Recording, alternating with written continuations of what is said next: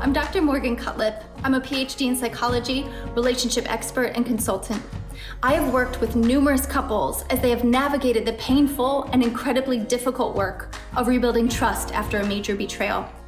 When working with couples where addiction is an issue, there's usually a history that kind of works against you, which is the history of working on rebuilding trust only for the loved one to be betrayed or disappointed again. This pattern of recovery attempts and setbacks makes the relationship recovery process exceptionally challenging. In a big part, it's the fear and anxiety that the addict will drink again, and that this recovery attempt will be just like past attempts. It's a vulnerability that is just so hard to appease. So, when working with couples who are in the addiction recovery process, the work is really centered around rebuilding trust. So the question then is really, what is trust, and how is trust built?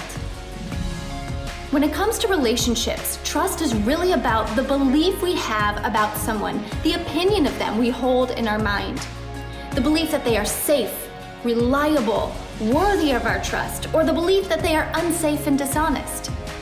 We tend to sort of highlight different parts of a person in our mind and move some parts to the background. This picture in our head of our partner is who we interact with more than really our partner in reality. When addiction is part of our partner's picture, it tends to become the whole and not just a piece. So much of how we view our partner is through this lens of addiction. We wonder, what was real? What was our partner? What was their drinking? It becomes so difficult to sort through the history of the addiction. So, how is trust rebuilt? How is it repaired after experiencing a devastating blow? There are two critical components of rebuilding trust, and the first is transparency and possible changes to privacy.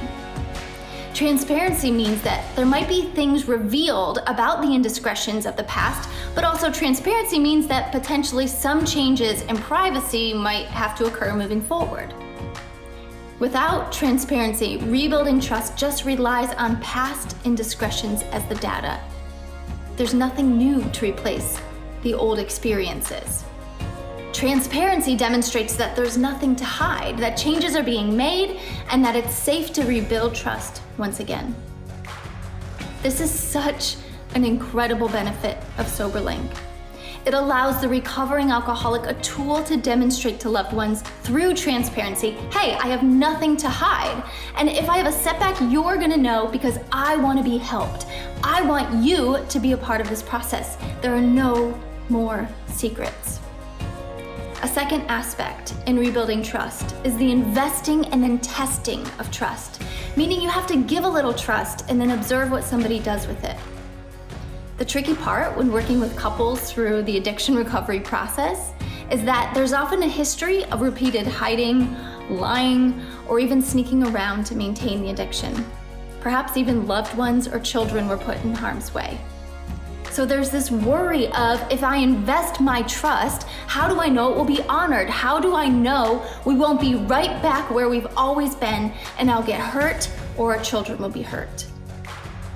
Partners usually want tangible proof in order to invest trust in these types of circumstances.